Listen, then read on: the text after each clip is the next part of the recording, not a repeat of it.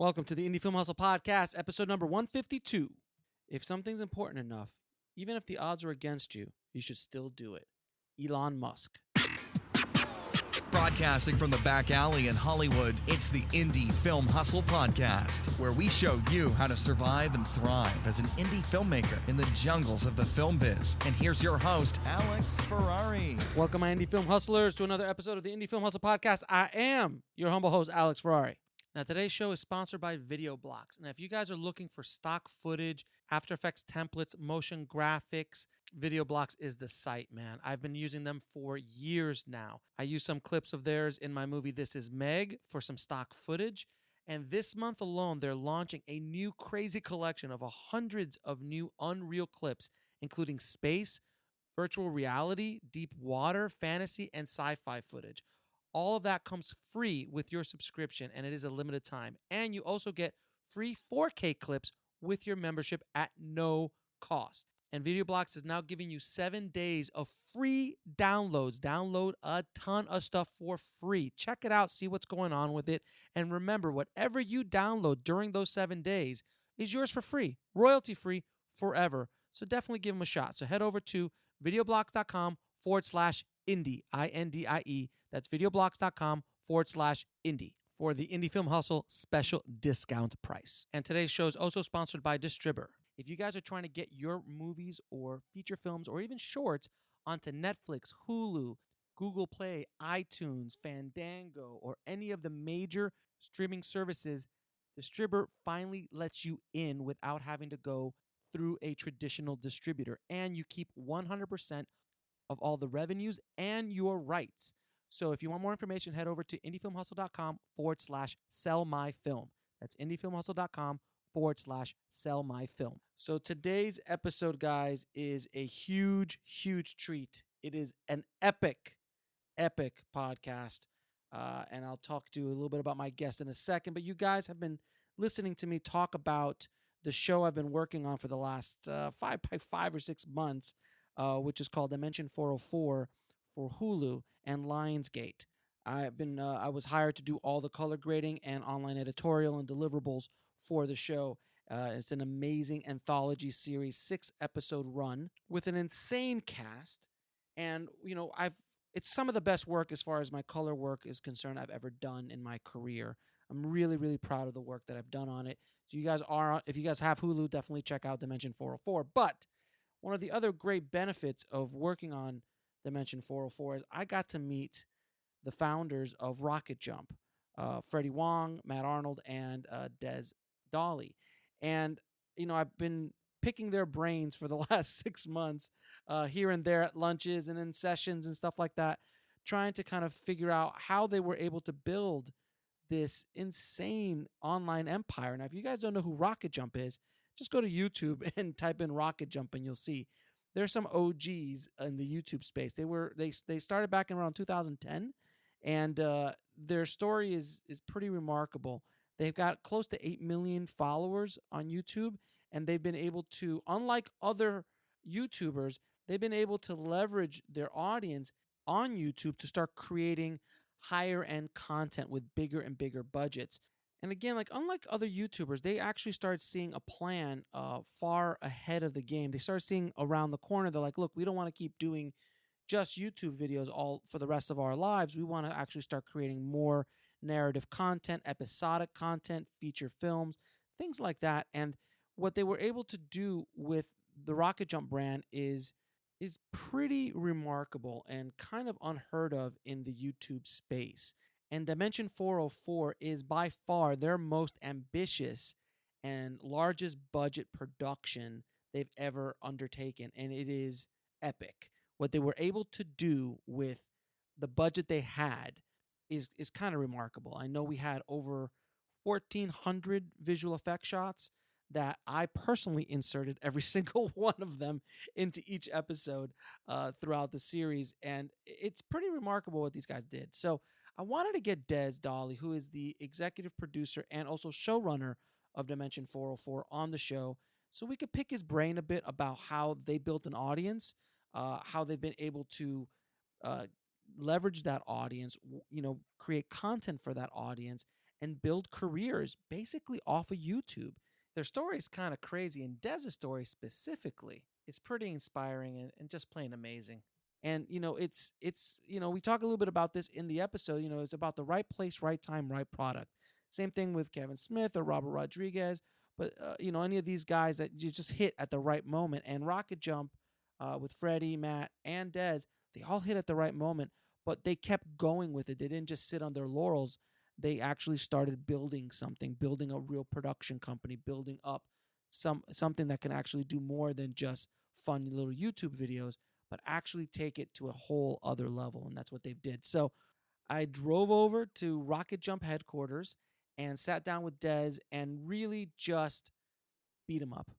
No, I actually picked his brain with every question I wanted an answer to, and hopefully, a lot of the stuff he talks about, you guys can apply to your careers and your filmmaking journey. But it's a pretty inspiring story, but also just knowledge bomb on top of knowledge bomb on top of knowledge bomb was dropped from a perspective of someone who, he's not a YouTuber all the way. He is, he went to USC Film School. So he did grow up in that 90s independent film world, the Robert Rodriguez, the Kevin Smith, the Quentin Tarantino's, that world, but also has not only a foot in that world, but has a foot in the YouTube world. So he's a very unique individual because he's able to kind of straddle those two worlds. And it's pretty insane, man. So I just want you guys to sit back. This is a long one. It's going to be, almost by the time we're done with this episode, it's going to be almost 2 hours. But I guarantee you, if you stick to it, there is some major stuff in this episode that you guys are just going to love, and just get ready to write some stuff down, man. So without any further ado, here is my epic podcast with Dez Dolly. I'd like to welcome to the show the one, the only Dez Dolly from Rocket Jump, sir. Thanks for jumping on. Oh, thanks for having me. How are you? I'm good, man. I'm good. For all you guys that don't know, me and Dez have been in the trenches now for few months now. We've been at the Indie Film Hustle base camp yes, headquarters you for have. Since when? Well, no, originally I came on in June. Oh my god, of last year. Oh, and then and our fearless post-production supervisor leader told me, no, they're just gonna do a few reshoots, and then I didn't get anything till November. yeah. That's I think when I first got Matchmaker was in November for the show. We definitely underestimated how many pickups we would be doing on this show. Yes, and we greatly underestimated the amount of visual effects in the show as well. But we'll get into Dimension 404 in a little bit. I wanted to kind of dig in a little bit about your past. Deep Oprah questions I'm going to be asking you, so prepare yourself. Are you going to make me cry? If you were a tree, what kind of tree you would be? No, a tall one. a tall, thin, handsome one. Super rich. That all the other trees wanted to be with. Incredibly wealthy, popular tree. So let's take it back all the way to the beginning. All right. What made you want to make movies? Because it's a crazy business. That's a good question. What made me want to make movies? And then what made you stay in the business after you went down the path? It wasn't the money. Obviously. Okay, so taking you back. That's a good question. So, it's funny. When I was home for Christmas this past holiday, my family and I were going through old family videotapes, like VHS cassette tapes. What are these VHSs you speak of? Yeah, right. This is a big thing. It recorded to magnetic tape. Anyway, you're speaking gibberish. I know. Sorry, YouTube. You guys have tuned in to speak to some hip young YouTube generational type, and I am so not that. I'm 1 foot in and out of this generation. Yeah. But so anyway, so we were looking at my father's VHS tapes of us, and we went back to some of the earliest ones, and I think I was 5-6 years old, opening a thick, detailed book on elements of production design and costume design and all this stuff. And I'm watching this tape, looking at my parents, like, did I ask for that? Like, how I was that into the mechanics of filmmaking Back then. You know, back then. When it wasn't a cool thing, don't forget. I mean, when you were doing this, it's not like now that everybody's a filmmaker. Oh no, everyone's a director. this was back when they were still stuffing nerds in lockers. Yeah, Yeah. this is. It was. I was the weird Dolly. You know, I got two younger brothers. Everyone was in my family, except for me, of course, is very athletic. My family is sort of famous in the region for wrestling, not pro wrestling, actual real wrestling, as the Midwest folks call it. Jimmy Snookafly, Superfly Snookup. No, but that's a whole other. You have to get my brother on your show to talk about pro wrestling. Okay. But yeah, you know, it was. Look, my father was into film. Okay. He was always a fan. Loved the monster films, especially like the Universal monster movies. Sure. He had gone to the drive-in with his buds when he was a kid. That's how his friends' parents used to babysit them. So he was a bit of a cinephile. He was definitely a genre freak. And I don't know, that was just something that we did very early on. We bonded over that. I'm part of that young video generation. The video store generation. Exactly. Sure. You know, not having a lot of money as a kid. Weekends Friday was the night to go to the video store. Absolutely. And that's what we're gonna do. We're gonna get a stockpile of tapes. We're gonna get one for the family to watch, one for the brothers to watch, you know, and then one weird one, you know? That was it. Like you would make selections based on like box cover art, cardboard cover art. God, I love those days. You would find these strange gems, but that's just what we did as a family. And I can't recall. I couldn't put a fine point on it. It just felt as you know, strangely enough, like that love was always there. Maybe I think after I saw probably like Seventh Voyage of Sinbad. And you've got the fighting skeletons, the famous of course, Ray Jason Harryhausen stop motion animation, Jason the Argonauts. Yeah.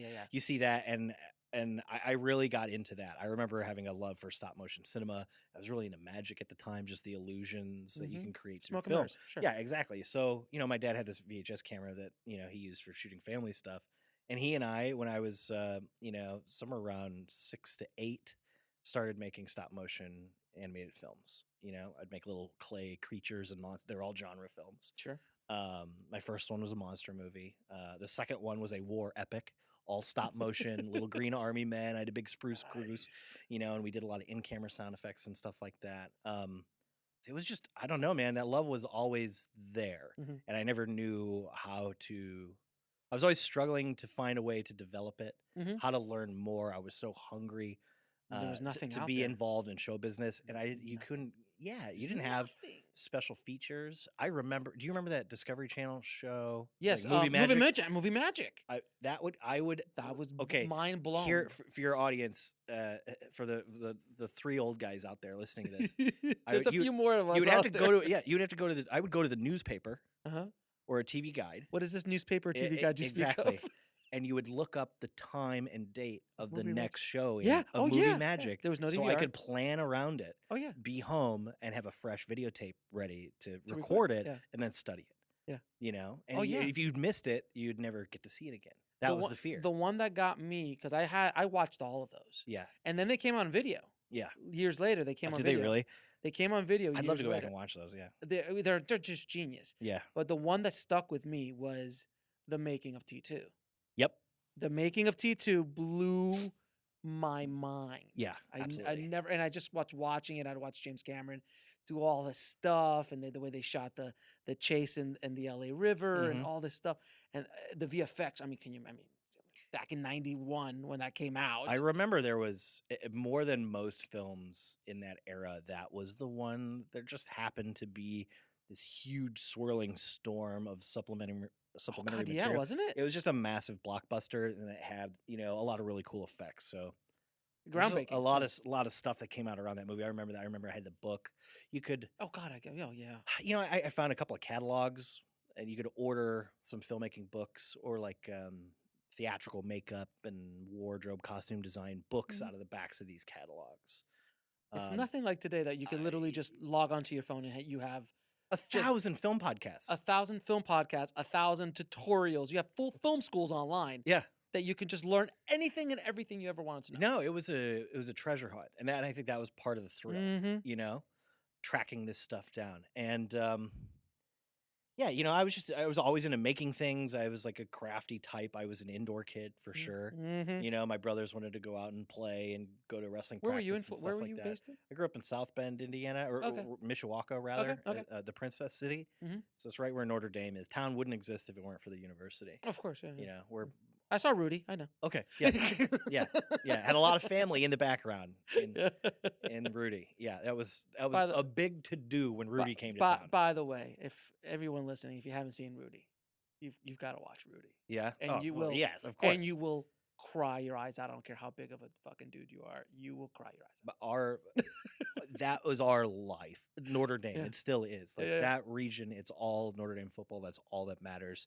There's some parts of Indiana where it's all basketball, but right there It's all in my hometown, most of my family went through Notre Dame. Most of my family still works at Notre Dame.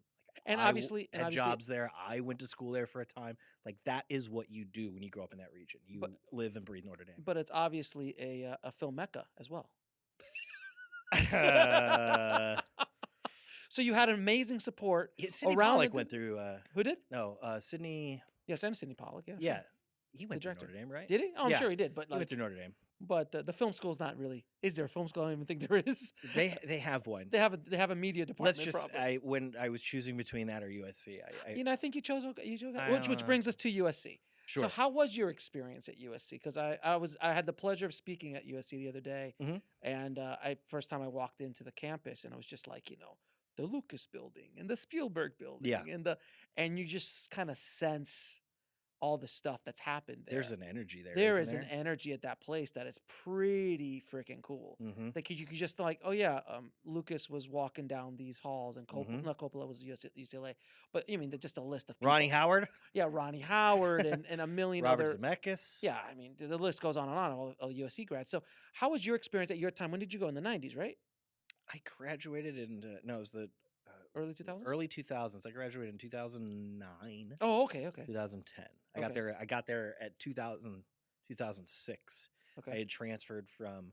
I did. Oh, you did all 4 years there. I did 2.5. I was a transfer student. I came in during the spring. I did a couple of years at art school in Chicago, where I was getting more of like a broad art history degree, knowing that would, feed my film background while I was trying to get into a film school somewhere. Gotcha. Because Because that art degree ain't paying the bills. hell no. I'll admit I wasn't. I still didn't, again, because the internet was very premature then. I didn't quite know how to take that next step. Sure. I knew, okay, Chicago's 2 hours away. There's an art school there. That's where I'll start, and just digging through phone books and calling universities and having to do all that hard work. I found out, okay, USC sounds like the place to go. Okay, so I'm naive like that. I decide, okay, that's where I'm going to go now. And so just worked for years, building my grades up and building my portfolio. Rudy. You were like Rudy. I was the Rudy of USC. Of USC filmmaking. Yeah. No, I remember the day I put all my eggs in that basket. So you had no backup plan other than you. It's basically going. Hold I'm only my distribution plan is Sundance, and that's it. That's well, essentially that's how it works though. Like by then I had read a handful more film books. Some of that stuff was becoming more popular. The Sundance generation made the idea of filmmaking more popular. Yeah, the Tarantino, to a broad audience. Smith, so you could get Robert Rodriguez's book, or you could get Easy Riders, Raging Bulls. God, Rebels on the Backlot. Learn more about filmmaking, and so I realized, okay, so this is how a lot of folks do it. You get to film school, or at least you get rejected, and then you use that as fuel. So that's the next step. I need to try to get into film school. Then I'll put money together, go do an independent film, take that to Sundance. It'll win, Sundance, and then I'll have a career. You'll get Mike Ovitz to come in. He'll represent you, and the rest is history. Right. So I was like, okay, USC Film School. I did apply everywhere. Okay. And got in nowhere. Except for USC? It was the last place I heard from. And I got in. And I remember dancing in front of my mailbox. That's just crazy. So you get rejected from all the other schools, but the number one film school in the country said, "Yeah, okay, we'll take you." Rudy. So a lot of schools just looked at your grades. My grades were great. so I don't really know how they were making those distinctions. USC specifically, you had to write a lot of creative material. And I was always into creative writing when I was a kid. So I think I had a leg up there, as opposed to places like NYU where they were actually looking at a portfolio of short films, and mine were garbage, frankly. That's why I was going to film school to learn how to make better films. Sure.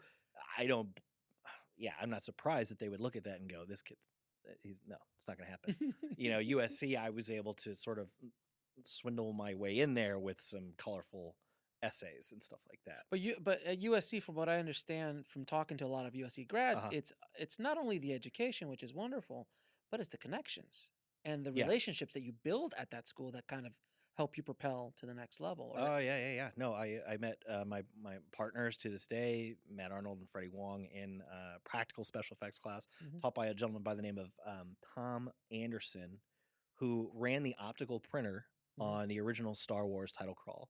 This is an old school guy. It was like the last film class there at the university. We shot stuff on 35 and you learned how to do like hyperfocal calculations and force perspective. When you really needed to know what you were doing. Like there was math involved in filmmaking. But we I met guys like that and we bonded over that. And I have so many friends that I met at USC. And we all still work together. Like everyone on my crew is either someone I met at USC, or they're a friend of someone I met at USC, or they auditioned, or sent in a resume and you see, oh, they went through USC. I know that they probably, like myself, got a well-rounded education there. I'll give them a shot. Now, very similar to me, you came into the business through post. You opened up your own post house. Yeah, absolutely. Back in the day. So how did that help you move to your next level? How important is post in your whole journey as a filmmaker? Because I always preach it like crazy. Like, you guys got to know post. If you don't know post, the days of wearing the monocle and the bullhorn and just being the director those days are gone, in my opinion. What do you think? Yeah. Oh yeah, they're gone. I feel like filmmaking has, and I'm not saying I'm not endorsing this. It's not the way it should be. But certainly when you're looking at a lot of the young up-and-coming filmmakers, you're looking at a lot of folks on YouTube and stuff like that, filmmaking is mostly post-production. It's very post-heavy, not necessarily a lot of thought put into story and character and the production. It's all about, like, let me get the coolest camera and I'll just point it at stuff and I'll throw it in After Effects and I'll really fuck with it until it's good. Right, exactly. Or I'll fix it in color. Right. Right. I don't really know how that applies to me. I guess I'm just sort of commenting on the state of things. Sure. USC prepares you. I mean, they make no bones about it that they're preparing you for a role, entry-level role in the business. And I'm talking like a coffee pouring PA. Yeah. And I always found that frustrating, that whenever I expressed bigger ambition, they would sort of scoff and laugh, and they were teachers that weren't working in the business, so you wonder if there's jealousy or whatever. There's some cynicism there. Sure. They've gotten their asses kicked, and now they're back to teaching. Not to say that all teachers are that. Not to knock teachers. I had fantastic teachers there, but there was just this air of, you could sense from the faculty that this is going to be tough, and they they never sugarcoated that. Like most of you, I remember orientation day, they would show us short films of, I remember Justin Lin. They showed us the Justin Lin short film. Sure. And I remember I was floored. And they said, okay, this is the one student who's off doing something now. The rest of you won't make it. Look around. There's 150 of you here. One of you will make it. Everyone else will be, schlepping XLR cable the rest of their lives. So you need to buckle down.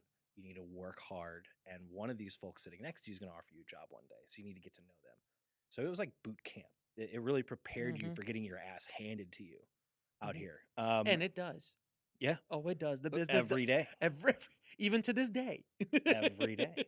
So I still having that, coming up, being a fan of, the film school kids, or not the film school kids, but like the Sundance kids, Tarantino and Rodriguez. At the time, those guys were heroes at the time. Like, these are dudes who just went out and made it happen, and coming off of sort of that cynical feeling, that yucky feeling in the film school when everyone's saying you're probably not going to make it and the industry is impossible. I'm saying, I've read these books. These guys went and just charged a movie on their credit card and made it work. I will will this into existence. Yeah. I'm not. I remember having coffee with classmates and peers those last couple of weeks at school, and everyone's looking at each other with just that face, those Like, that oh eye, my, that, like, what are we that gonna do? terror. Who is going to actually give me a job? Nobody's going to let me make a movie. And I said, then let's go make a movie.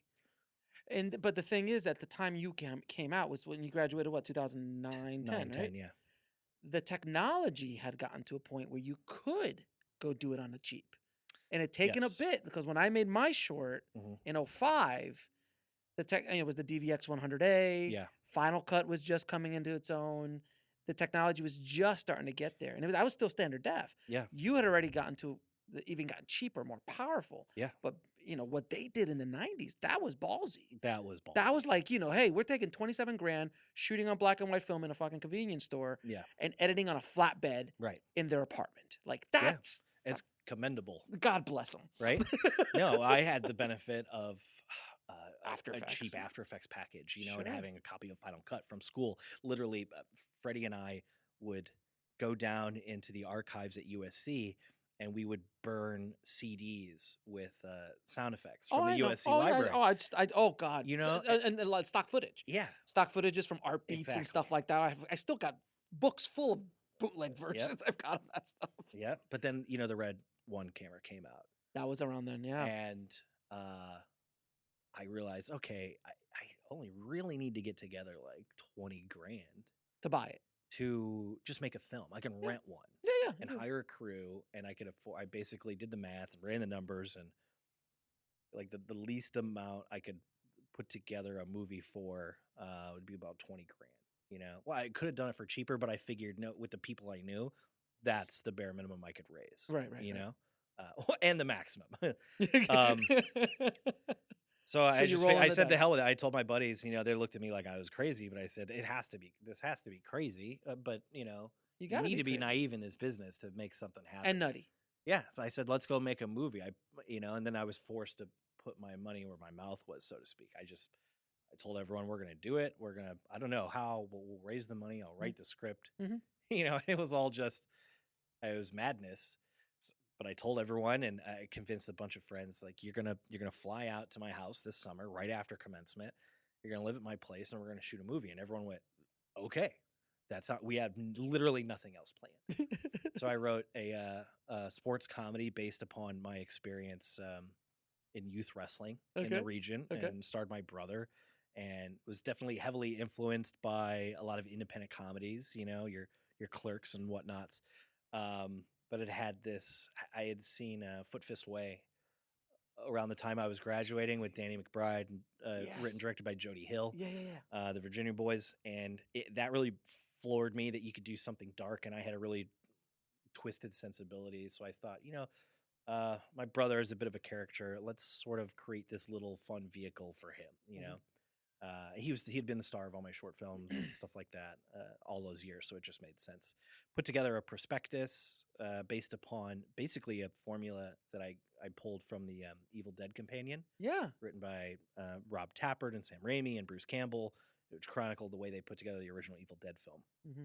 Literally laid out how they put a business together, every single step, and then sold stock in the business to dentists. So I did the exact same thing. And I created a corporation for this movie and sold stock to friends and family and anyone whose ear, I could talk into. God bless, man. And raised 23 grand. And you made hundreds of thousands off that movie, right? Oh, yeah. I'm freaking loaded. You were loaded off that one. That bought your first Ferrari, right? Yeah, exactly. No, didn't make a dime off that, but I lost every penny we spent on it. But I got to make a movie. Right.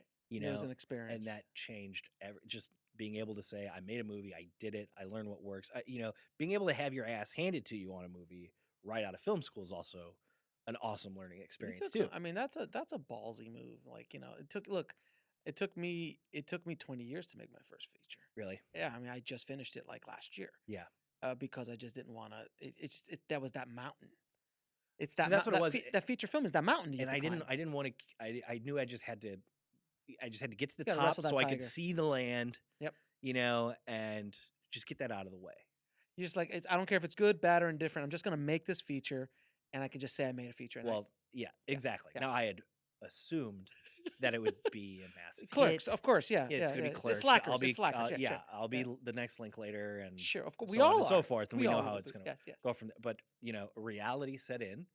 I mean, look, taking a step back, I shot the movie What'd you shoot in on, by the way? 21 days on the Red One. Okay. Rented it from a guy here in Los Angeles, friend of a friend, and flew him and I think 8 other guys from USC down. We all lived on air mattresses in my parents' house. I had a letter from the mayor of Mishawaka, Indiana, that was essentially a gold key to do whatever we wanted for this production. To shoot wherever you wanted. Shoot wherever, whenever. I mean, we would have cops show up to set out of curiosity and then just offer help. Like, what can we do? Do we need to wrangle crowds? It's just literally like it is shooting here in LA. It was, yeah. It was a family affair. It was awesome. That's Like, awesome. it's such a small town, so Of everyone knew course. the Dollys, and I was into Yeah. filmmaking, and We're making it's a something movie. that I Yeah, had yeah, been yeah. made fun of for being into all those Yeah, years. sure. And everyone, raised an eyebrow when I got to tell them I'm moving to Los Angeles to pursue this, and they went, "Oh, he's not the weird kid. He's actually He's got real. a plan." Yeah, yeah, yeah. And then to be able to come back and show them this letter and walk in with a crew Oh, and say yeah. we're doing it, everyone went, "Okay, cool. What how do we help?" Yeah. And it was an amazing experience. So we finished shooting and started calling friends around Los Angeles and said, "I'm coming back to town. I just shot a movie. I need a place to live because if I stay home, I'll never make it back out there." Yeah, of course. Again, I've got like $500 left over from the film, spending cash. I'll crash on couches for now, and found Freddie Wong, who was we were friends in school. He said, "Look, I got a place. It's not pretty, but you can stay here and it's cheap." Mhm. So I said, "Let's do it." I packed up my car. I drove out here. It was literally a mound of garbage Mhm. in this room, all concrete square space that was built in an old paint factory down in East LA. Nothing, completely inhabitable. There were But you guys were there. bums dumpster diving outside my quote unquote bedroom window. It was not pretty, but we were in LA, and I Man. had 2 hard drives with a movie on it. So like, I'm like, buckle down, buckaroos, like, let's frickin' do this. That's awesome. And it's Yeah. it's so true because we both come from outside of LA. We weren't born here. I know Matt was born here. Or not Yeah. born here, but he lived here most He's of his from life. Pasadena. Yeah, he's been here most of his life. But I'm from Florida. You're from Indiana, and half the battle is just getting here. Yeah. And then the other half is staying here, surviving, Mhm. figuring a way to make a living, and just stay. And you could be in a rat-infested place down in East LA, but you're here. Right. You can make that. You can go to that meeting. Yeah. You can show that movie in a place. Mhm. It's just getting here is the biggest Mhm. biggest thing. I remember. Oh yeah, man! I was so excited to get into school out here, and it's going to change everything, and it did. But I remember when I first got to town, my mother drove with me. She came out with me. Oh, She yeah. made the trip. And the first thing we did after we moved everything into my dorm room, we were sitting there on my little twin bed, and she says, "Okay, so now we're here. You're moved in. What's the first thing you want to do in LA?" And I said, "We're going to Hollywood." Oh God. Everyone does the damn same thing. I did it too Yeah. when I got here. Let's go down to the Walk of Fame. What a shit show. What an absolute just. A hot dose of reality. Oh my.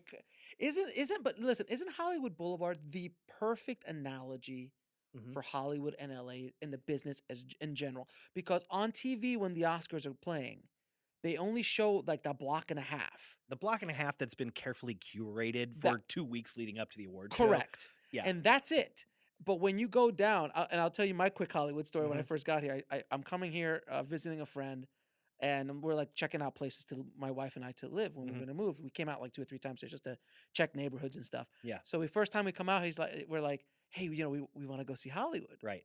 And exactly the same reaction both Yep. you and I were like, oh, Jesus. Yep. All right. And he's like, all right, if you want to go, we'll go. So we went at night. Never forgot it. We parked right behind Man's Chinese, whatever it's called now, but the Chinese theater. We parked right in that little parking lot on the side of it. I think now is Madame Tussauds. I think they built Madame Tussauds, and it's there. like an AMC or something. It's still Man's, but it's like Man's AMC. Yeah, whatever. But so anyway, we park there, and the second we get out the car, we turn around and we see this girl. I swear to God, this some girl, and she's like, "Welcome to Hollywood," and flashes us Mm-hmm. literally in the parking lot. And my buddy just turns without skipping a beat. He's like, "Welcome to Hollywood." Yeah. And we walked it, and it's just the most disgusting. You get those scummy freak shows and those nasty Elmo God. costumes, hustling, extorting people out of money for photographs. God, yeah. Those guys. It's a hot dose of reality. It is. It really is. It really is. So let's get into Rocket Jump. Okay. How the hell did a guy from Indiana, Right. and Freddie and Matt and all these guys just get together and start making short films and build this kind of Rocket Jump empire? Sure. Well, those guys and I bonded because we all had similar, I guess, backstories. We all had similar upbringing and association with film, where we all experienced sort of backyard DIY filmmaking with your friends and your brothers and stuff like that. So we bonded on that immediately, and obviously I moved in with Freddie out of film school, and that's where I was putting my film together while I was doing odds and end jobs trying to make money.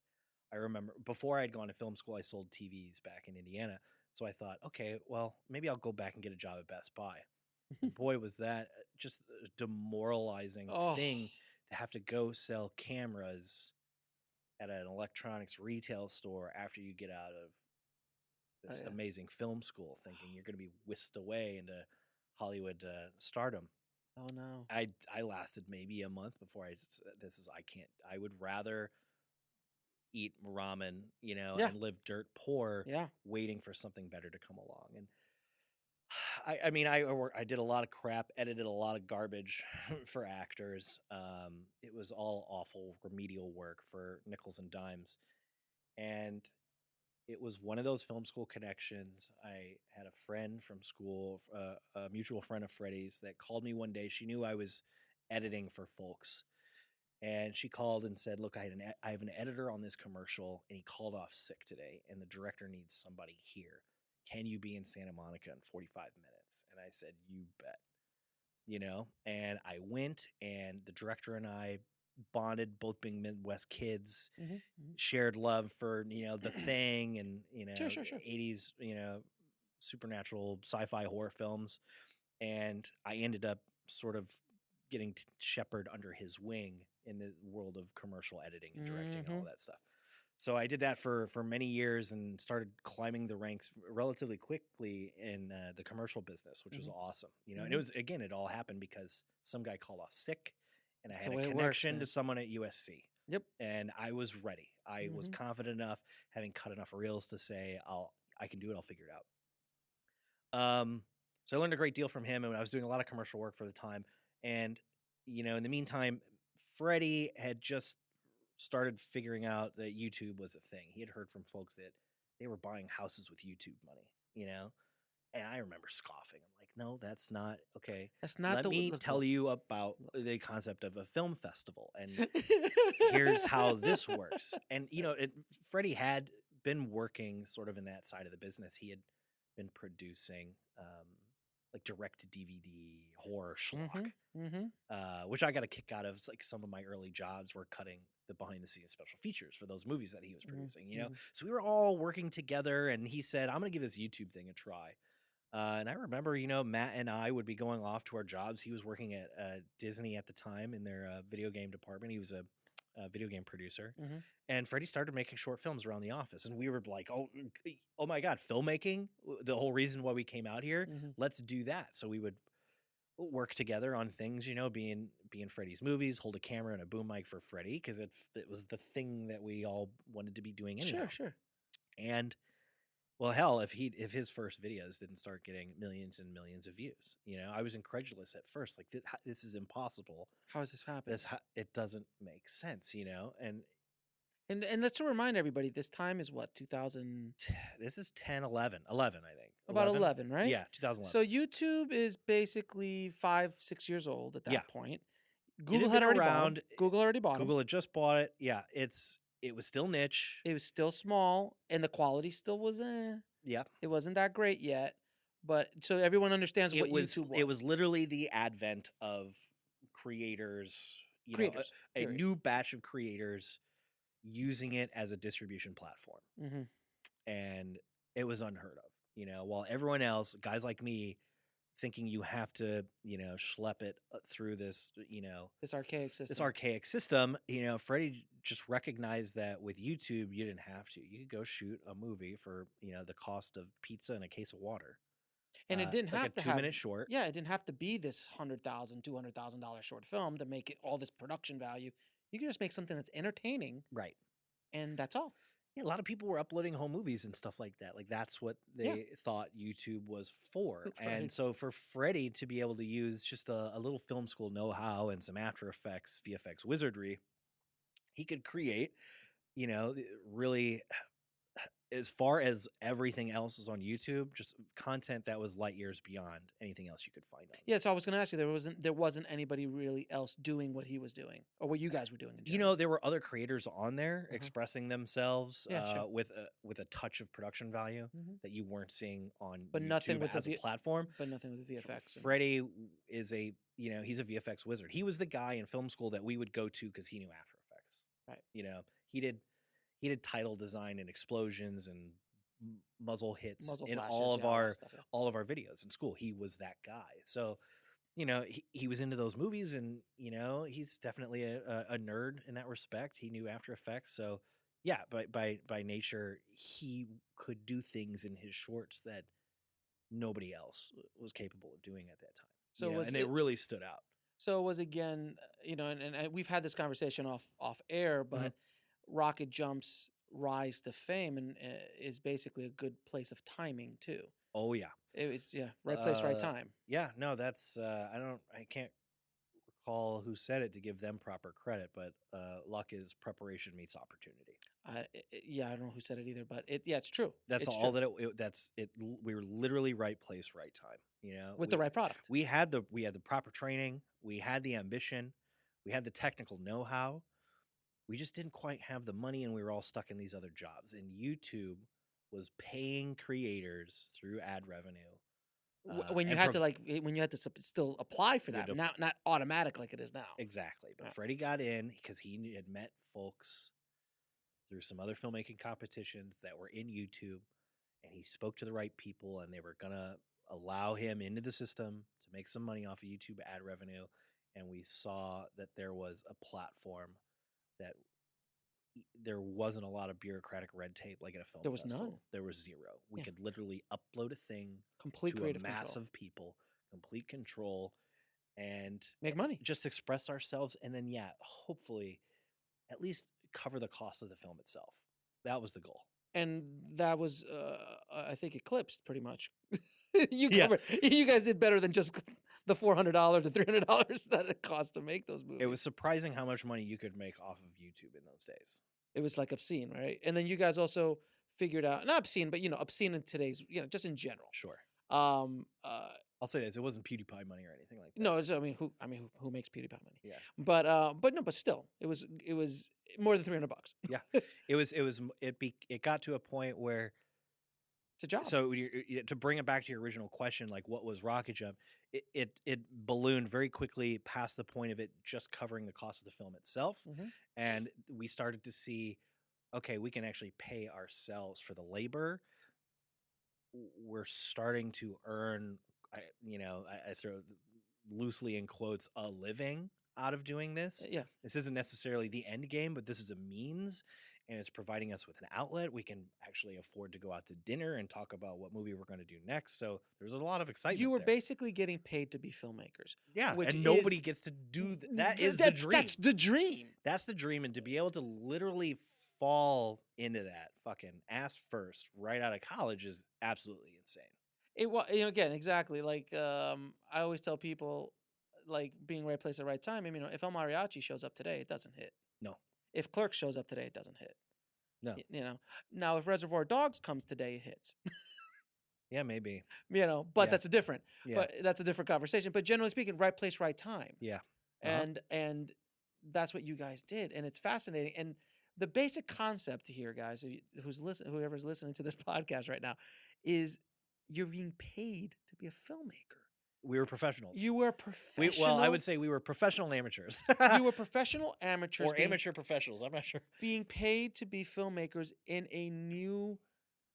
I guess I hate to use the word genre, but in a new. Yeah, it was all. It's all new. it It's was all- still all new. It was all. I would definitely say genre. I mean, we weren't doing dramatic stuff. They were all action concepts. A lot of it was birthed out of.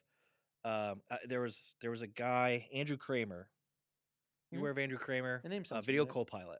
Yeah. And he was putting out these really cool Oh, After yeah. Effects tutorials. Yeah. And so we would watch these After Effects tutorials, and just consume how you do create these illusions in a computer for basically $0 and cents.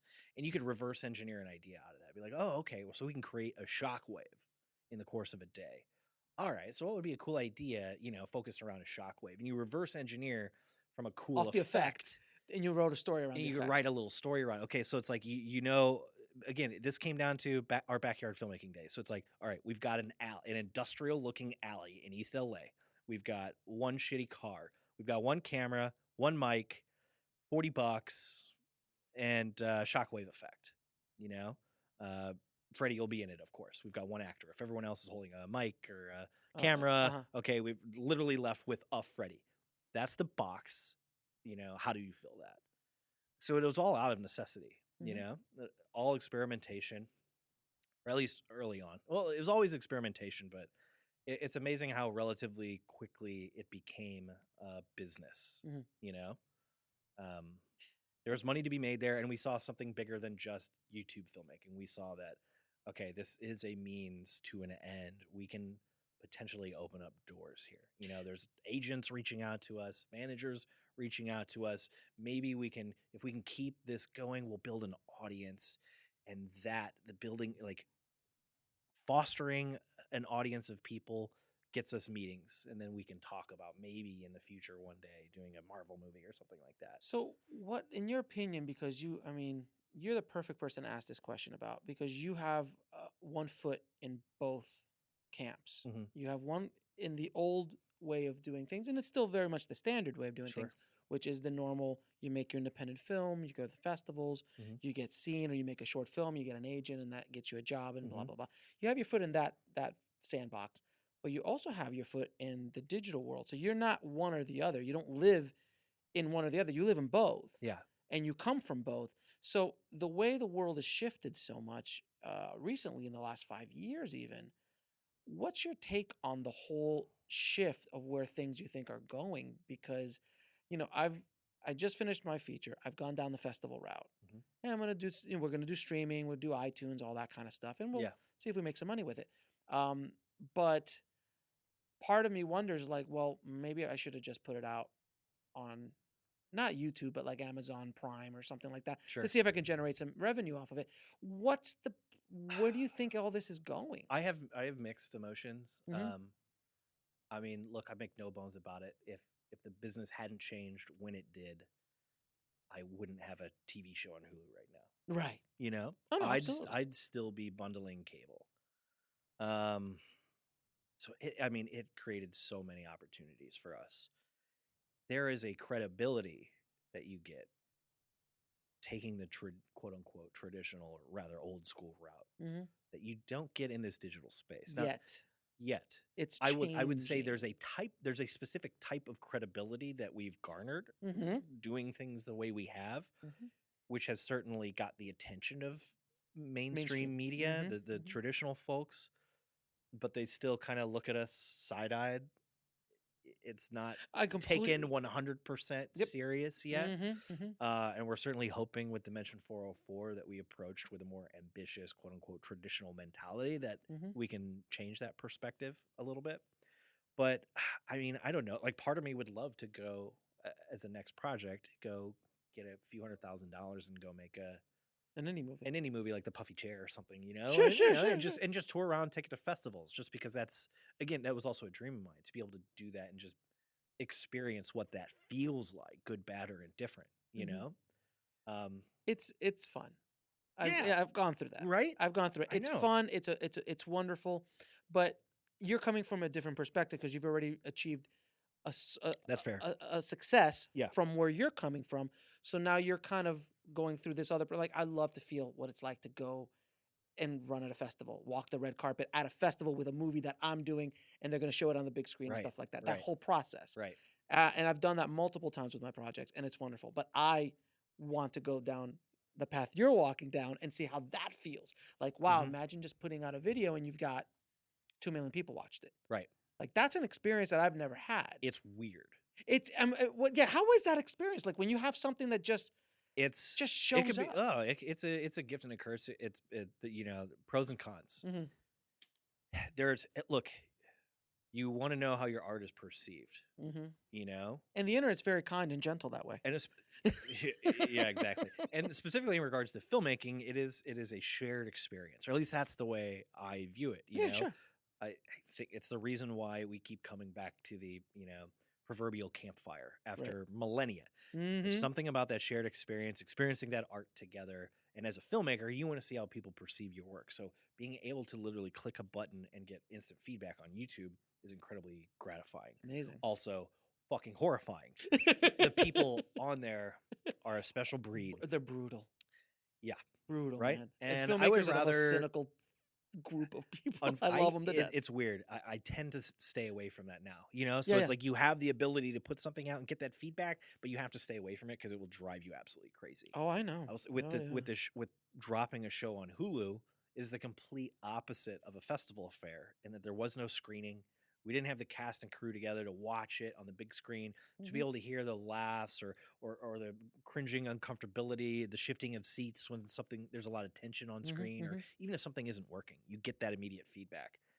This show just dropped at midnight, and I'm at home alone on the couch. So zero feedback, which is very different from It's anticlimactic. the YouTube thing that Yeah. using YouTube as a platform. So Sure. that's You why have no I would idea. love to experience that. We'll, and like we've talked, we'll definitely have a screening here in LA, just Sure. so we can all very selfifully stroke one another's egos and have the feeling of watching our thing Sure. communally on a big screen. Sure. That now, how do you go from making YouTube videos, funny little YouTube videos, to working for Hulu and Lionsgate Sure. and working them as partners? How is Uh, that transition? Because there's a yeah. lot of guys on YouTube Mhm. who make their little short films and make videos, but have not been able to make that jump. And you guys have done it in a very unique way with Video Game High School. That was it. That was the sort of Rosetta Stone, Mhm. a bridge for us. Again, I can never give Freddie enough credit, and especially my partner Matt. Those guys very early on realized that could be an issue, a perceived issue of value.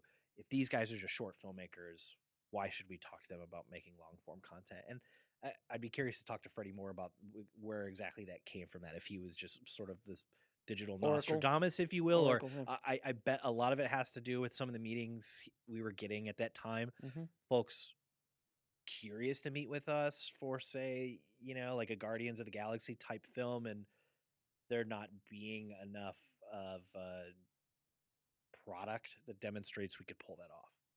So, the short version was we agreed, okay, we got to prove that we can do long form narrative. We got shorts in the bag. How do we do long form narrative? Let's do a web series. And Kickstarter was a thing that had just happened at the time. Mhm. And we figured, boy, okay, we love the creative control that we have in YouTube videos when we fund everything ourselves. How do we translate that into a much higher budget web series? And, we were very lucky in that we had, at the time, the highest, or I guess most successful film Kickstarter. Mhm. People were just into Again, it. right place, right time. Yeah, right place, right time. Kickstarter was new. People were loving the YouTube channel, the nexus of perfect timing. Mhm. So we got the cash, and a lot of that, the credit for that show comes down to the writing, and specifically Matt Arnold and Will Campos and Brian Frenzy, who were the writers on that series, put a lot of work into narrative. We knew that was our shot to prove that we could do that, and And you released it straight to YouTube we released it straight to YouTube. because it was already funded already. So you basically no out of pocket costs, and you were basically just paying back everybody by just showing it, and there weren't really a lot of options either to make money. There wasn't a lot of streaming options. Like you couldn't put it on Amazon Video Direct and start charging $3.99, or iTunes wasn't really a thing as much back then. Oh no, I mean, Or look, tell our me- audience was YouTube. expecting free content. Right. We had an audience on YouTube, right? Yeah, So yes, if we want to make something bigger and better for them, we weren't ready to ask them to follow us somewhere else, Sure.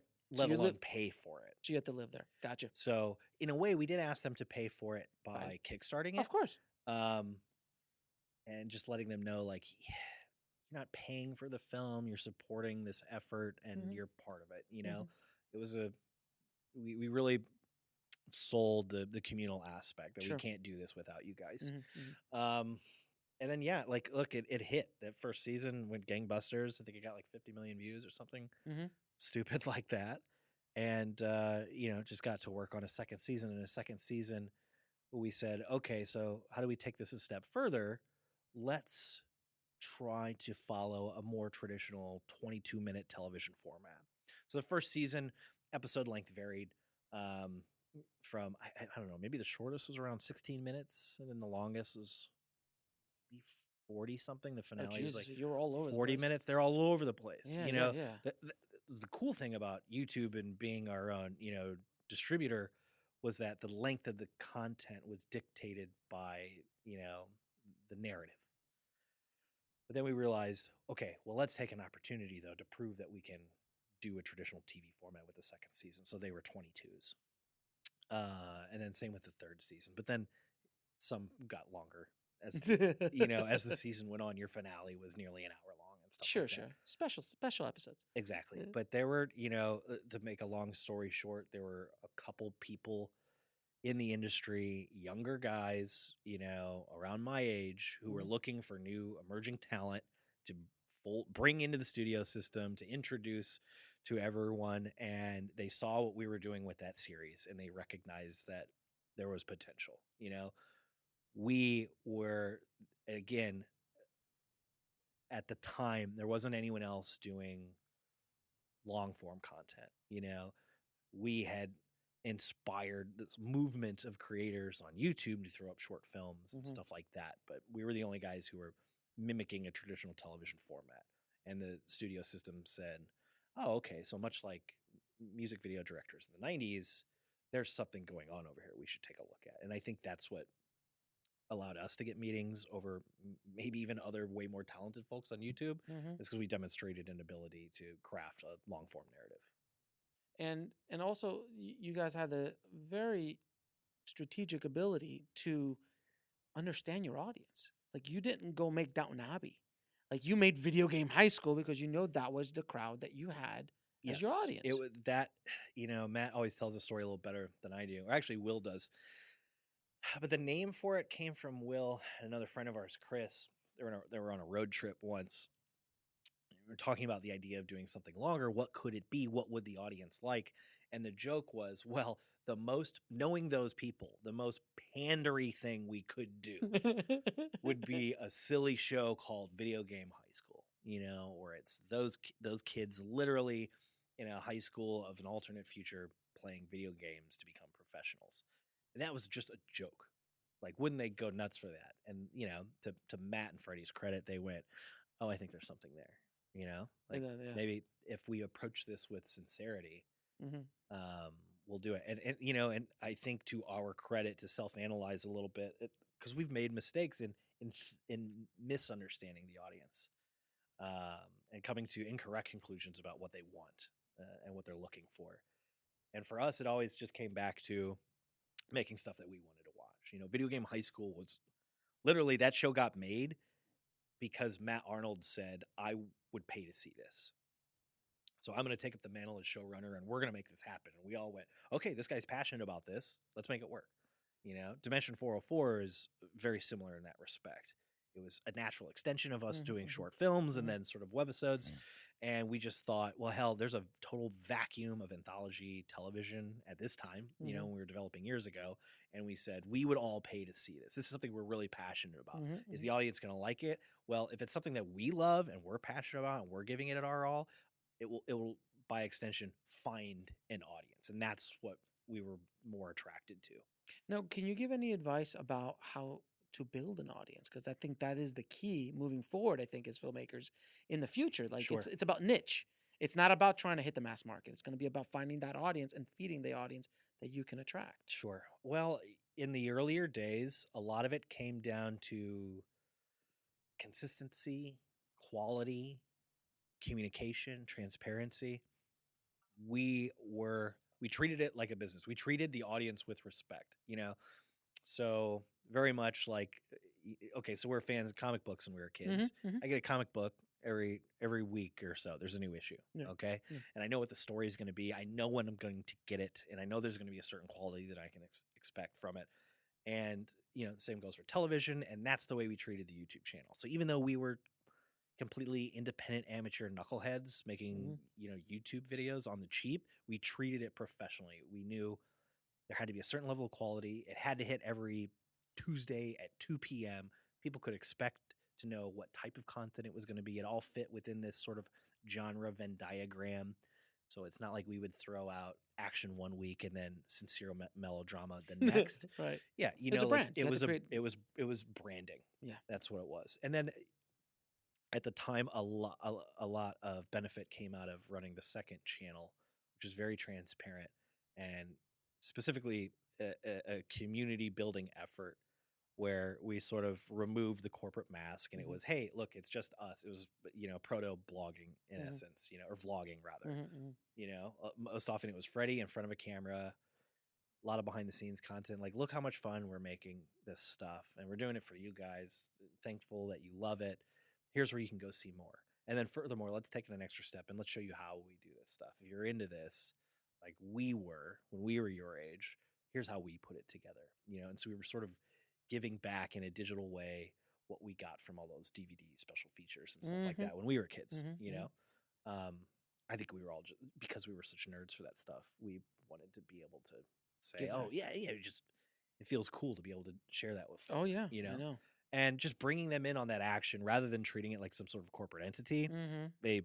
I don't know, everyone just said, okay, these are real people. This isn't just a brand. There are dudes behind this. It was reverse engineered in that way. It But it was started originally conscious. behind a person and personalities before we slowly introduced the concept of a brand around it, as opposed to trying to personalize Right. a corporation. If that You're makes trying to sense. make a human connection Absolutely. as opposed to like Disney. We are Yeah. we are artists, and creators, Hmm. and we are making stuff that we're passionate about for people that want to see cool stuff, as opposed to we are a brand that makes X product. Here's why product is good for you. Got it. Got it. So let's get down to D404. Okay. Dimension 404. Yeah. How did it come to be? It's by far the biggest thing you guys have ever undertaken, ambitiously and budgetarily, Yeah. everything. Yeah. Uh, Much to the studio's chagrin. Yeah. How did that come to be? And you're the showrunner of it. So Mhm. how does that feel? Because I know a little bit of what you've gone through, Sure. but we could talk about that in a minute. Show running is It's a horrible. yeah, no, it is an awful, thankless, evil, nasty job, but an honorable one. Sure. And it feels good. I'm proud of what we were able to pull together. Where did it start? Well, after season 1 of Video Game High School, Mhm. we successfully distributed that first season, and we thought, okay, so we know we'll do a second season. Is there anything else we can develop? And our friends from here, yet again, USC, Will Campos, Dan Johnson, David Welch said, we'd love to do an anthology show, and we have an idea for like a hook for one and a really cool title called Dimension 404. And here's a short script for an episode. And we can do these as another web series, just like Video Game High School. We'll just release episodes on YouTube. We can do them on the cheap. And What was it? What was that script? Was that one of the scripts I made it? it was Chronos. Okay. God, God, how could it you was do called Kronos on the cheap? I know. It was, and this was before we had to change his name for legal reasons. It was called Captain Kronos in the Time Teens. Okay. Before we had to change it to Time Rider in the Chrono Teens. Uh-huh. Captain Kronos is actually a name owned by Marvel. Captain Kronos is owned When by we went through Marvel? the funny quick tangent here is when we went through the clearance process, we discovered that Marvel literally trademarked every possible cool superhero name ever. Even if they don't use it. You should see their Rolodex of names for comics that they've never created. Is insane. Wow. So anyway, they had a script. It was, I think, 12 pages long, 8 to 12 pages long. It was just a little webisode. But God, my favorite anthology film is Creep Show, and I grew up on Twilight Zone reruns. Amazing Those Stories. my Amazing Stories. Yeah, Outer Limits. Those were my dad's favorite TV shows. So we would watch, bootleg videotapes of that stuff when I was a kid. So they presented the idea of doing an anthology show, which was an extension of what we were doing, shorts and webisodes anyhow. So my little light bulb went off, and I said, yeah, this is something I can see myself getting passionate about. Let's talk more. And we slowly started spinning the development wheels at RocketJump. Fast forwarding some time, it evolved from a web series to a television show. And that's around the time we got involved with Lionsgate, and we signed an overhead deal with them. Again, based upon what we were able to do with Video Game High School. There's an executive over there who said, you know what, I think you guys, above a lot of other folks we've seen on the YouTube platform, the digital space in general, you've demonstrated you can do long form narrative. Let's talk. What do you want to do? And we pitched Dimension 404 as something we were going to do as a web series, and they went, no, you're selling yourself short. We can sell this as a television show. This is what we do. We've got a television department. Let's go make it a show. Can you make it a show? We said, yeah, Of course we can. We can do anything, Sure. And it was originally being developed because they were shorts. We said, well, there'll be a half-hour show. And then the economics start to get involved. And well, I guess in place of that, so I'm jumping ahead, the studio said, okay, so why don't you guys develop that? Let's get some finished scripts and we'll take it around and pitch it to folks. Try to find a distribution partner. Do you have anything else? And we pitched RocketJump the show, which is something that didn't require as much development and was a true extension of our creating short films. And they said, we can go do this right now, So we walked over to Hulu, who they were very friendly with, and Hulu loved the idea, and we went right to production into that while we were simultaneously developing Dimension 404. So we already had a partnership with Hulu. Very fruitful partnership. Those guys, excellent collaborators. I have only, the utmost respect for them. Yeah, I've heard people who work with Netflix and Hulu and even Amazon. It's a completely different experience than working with a traditional studio. Like they just kind of let you go a lot. I've never really been in a traditional quote unquote studio environment, so I can't say. All I know is that they gave us the freedom on that first show to do whatever we wanted, and same thing, good or bad. And the same thing with Dimension 404, So we had that one show going. We were developing Dimension 404. The studio calls and says, okay, well, we're looking at the economics here, and we think this might be better served as an hour-long show. And at first we were hesitant. We're like, okay, I don't know, this feels weird. Why do we keep changing the format? And then when the writers and I, super talented writers, again, the guys who came up with the original title for the show, Dan, David, Will, and then, of course, my friend from Ruby Dog Films, Jake Andrews, and Catherine Garcia. We all said, you know what, there's something to this. We have to change the format of the episodes, but this is really liberating having an extra 20 minutes so we can explore more advanced character arcs. We're not building to a twist ending. We can open with a twist ending, or we can have a twist ending even come at your second act low point, and then really take off and see where it evolves from there. Like imagine an episode of Twilight Zone where you get to the twist ending, and then there's another 22 minutes where you explore how that character deals with their new set of circumstances. Sure. And we thought, okay, now that's just like something that we can use to distance ourselves from those other shows. There's always a fear of ours that we were going to be. It's funny in hindsight, we were always afraid everyone's going to say you're just a derivative of Twilight Zone instead of doing your own thing. Now, unfortunately, everyone's saying Black Mirror this, Black Mirror that. Yeah. And for the record, listeners, we had developed this show before Black Mirror was ever premiered, so I don't want to hear it. Yeah, but even Black Mirror is a completely different show than D4. I think if you've seen both, it's quite obvious. It's completely different. We were terrified when we heard this thing called Black Mirror is coming out, and we saw the first episodes and we loved them, but we sighed relief knowing, oh, this is its own. This is not us.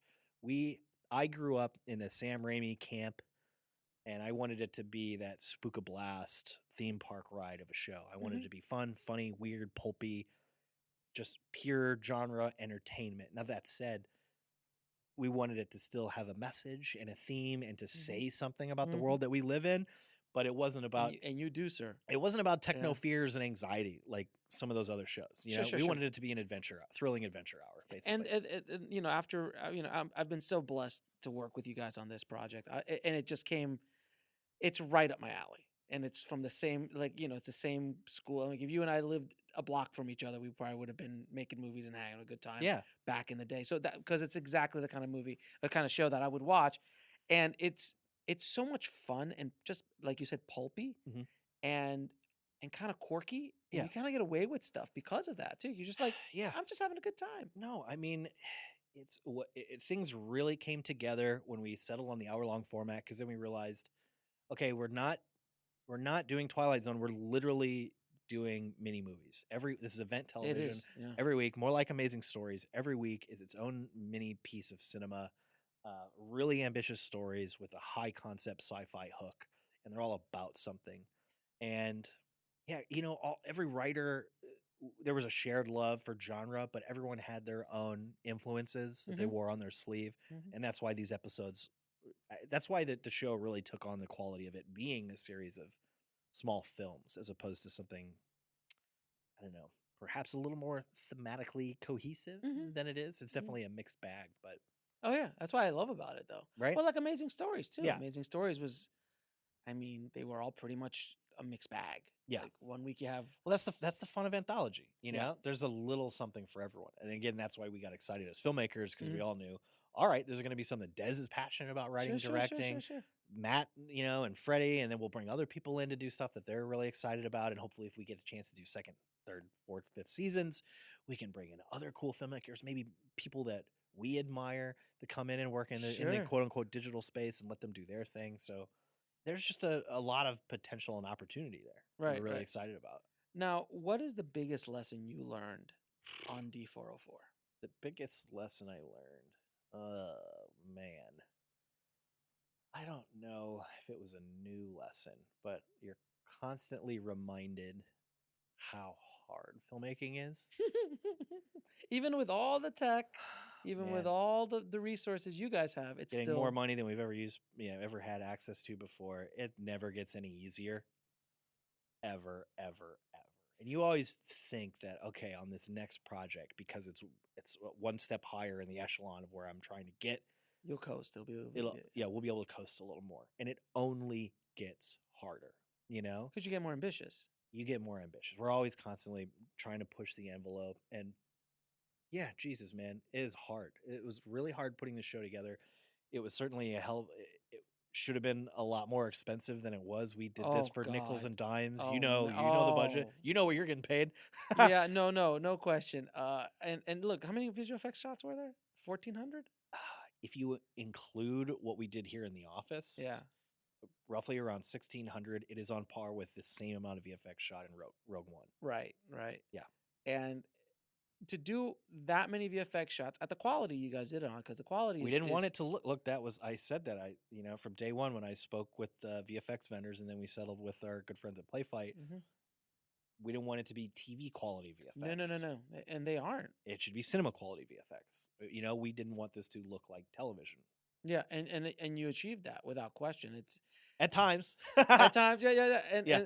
And I personally inserted every single one of those VFX shots in that. All 1,600. All 1,600 of those goddamn shots. I put into each episode. So yeah, you know, those guys did great, didn't they? Oh my god, the VFX that kept coming in, like when we did Cinethrax, and Polybius. Those are the two. Those are my two favorites, by the way. I know you directed both of them. I'm not kissing your ass.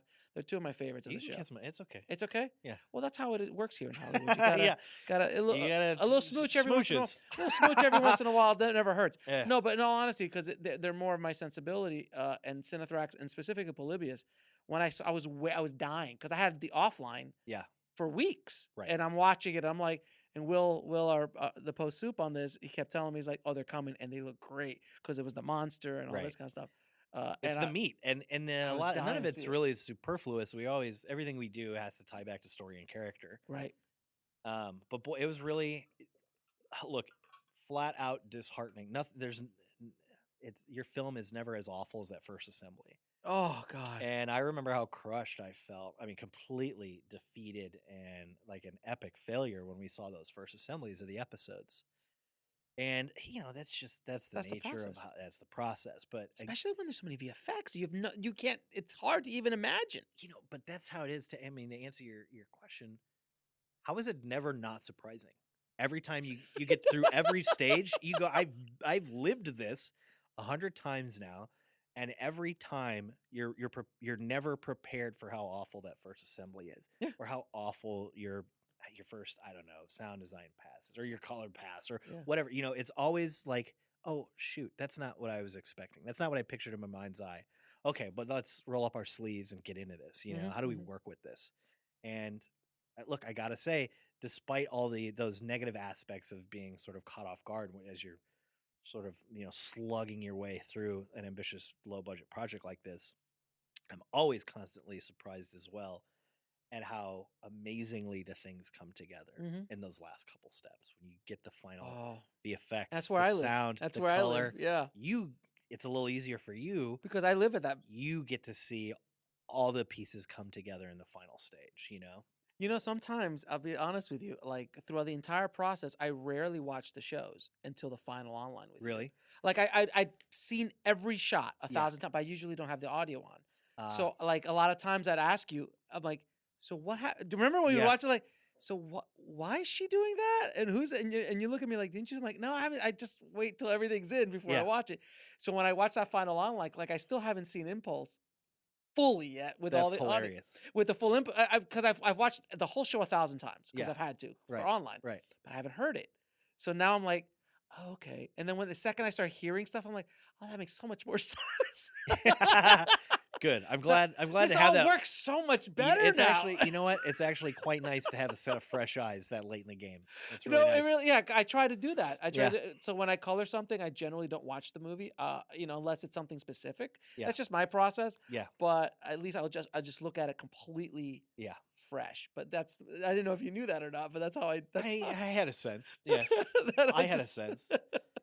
I wait for the VFX and all that stuff to come in. Yeah, man, the VFX look great. This is the first. Look, I've made a billion short films and web series and worked in commercials, and I've done a lot. Not a whole lot yet. Like I feel like I'm just at the very beginning of my what I hope to be a long career. Sure. But boy, is it fun watching these episodes finished? So Giving birth. I always find it difficult. I feel like learning the craft of filmmaking has, in many respects, ruined watching films for me. Oh, it always Which does, before having a love for filmmaking, that was my favorite thing to do. Watching movies, and just seeing behind the curtain spoils that. But occasionally, once in a blue moon, you get that movie that you forget, and you get so caught into it. You're chasing that high.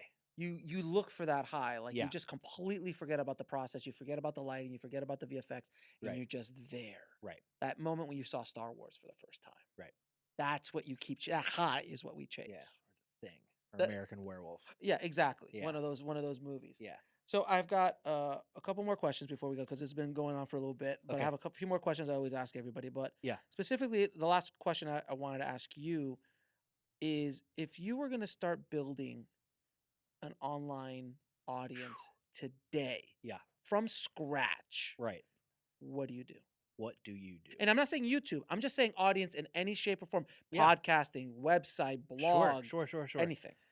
Okay, look, well, you first have to figure out what it is you want to share with this audience. What product are you delivering to them? Is it film? Is it music?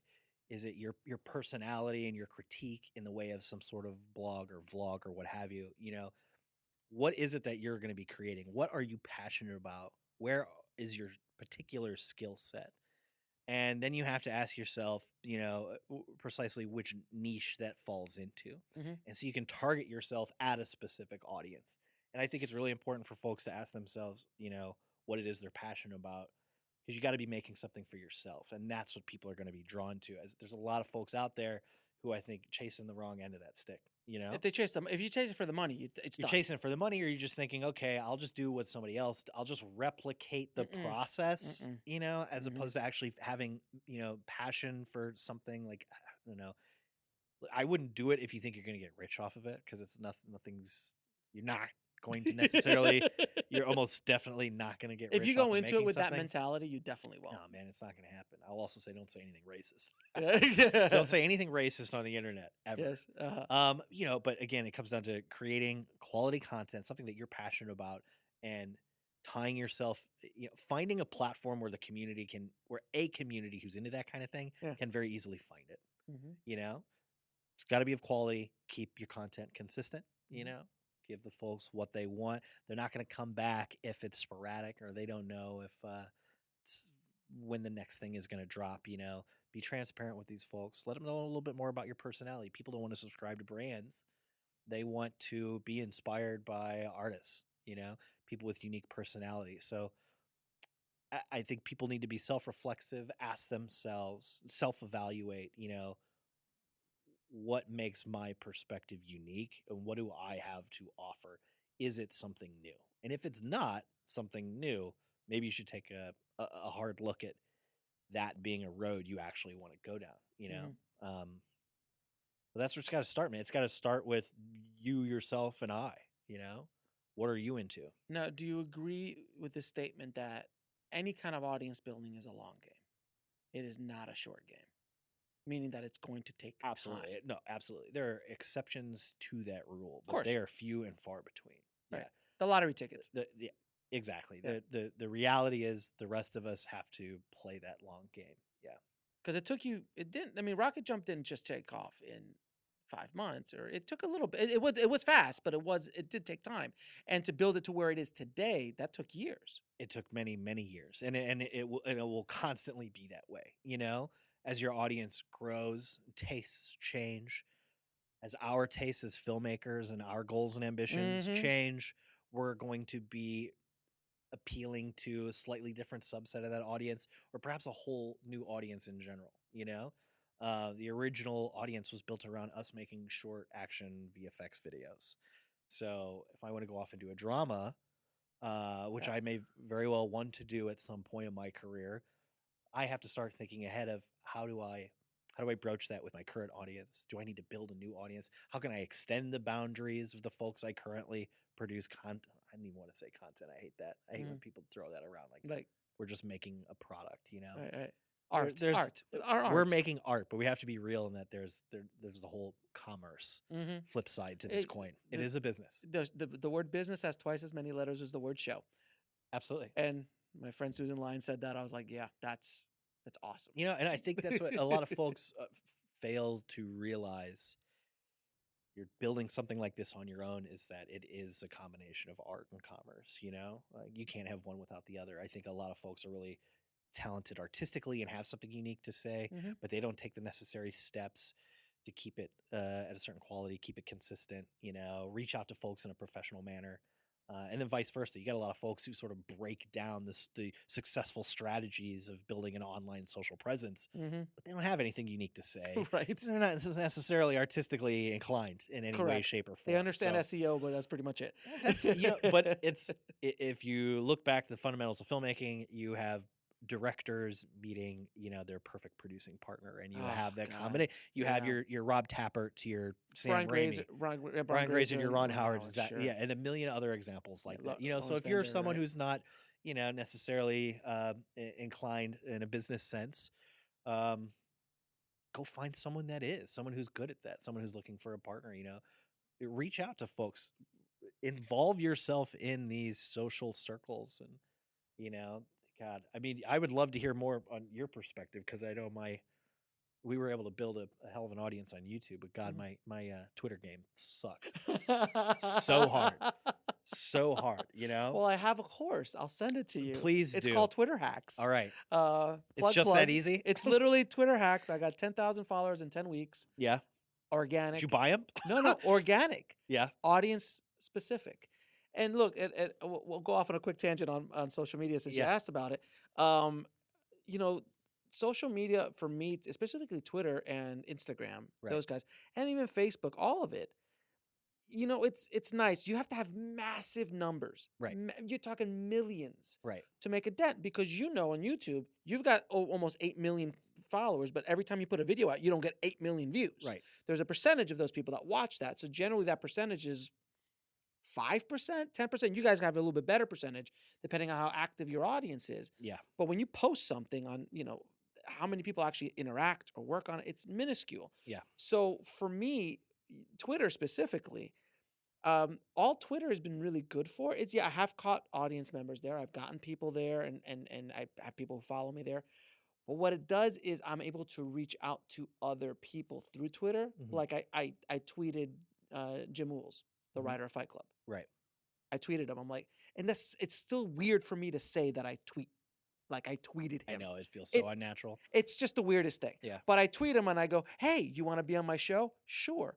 And then I got a chance to meet and speak to the writer of Fight Club, one of my favorite movies of all time, where the first half hour is just me talking, how was David Fincher? Yeah. And how was he working with Just him? gushing. Yeah. And I was just completely but that's what it's good for. Because when they go to my Twitter, they'll see almost 40,000 followers and they'll go, oh, this guy's serious.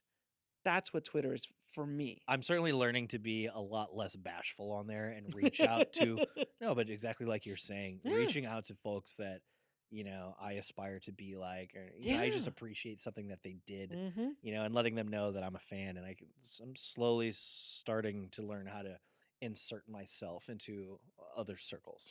It's amazing, man. You can it's a direct contact. Like Yeah, I didn't have to call an agent. It's cool when it works. When it worked, and it's worked a million times. Like Yeah. I've gotten so many guests on the show purely by tweeting them out. Like, hey, big fan, love to invite you on my show and talk shop. I saw you just reach out to Larry Karaszewski. I did. Did I tell you my connection to Larry? No.